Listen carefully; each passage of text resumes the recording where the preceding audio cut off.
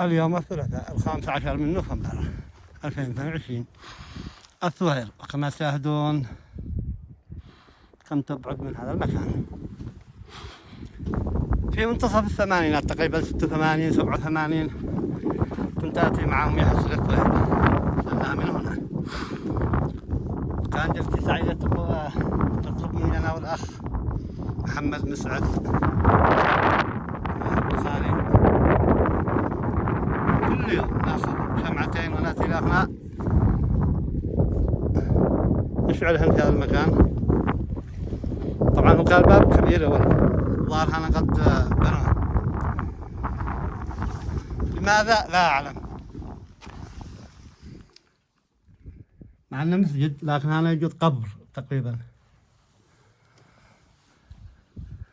كنا نأتي ونضيء شمعتين عصرا ثم نعود إلى القرية. إلى حد الآن لا أدري ما هو السبب. طبعا أنا قد جيت المرة الأولى أو في زيارتي السابقة صورت بس إني حذفت بالخطأ الفيديو.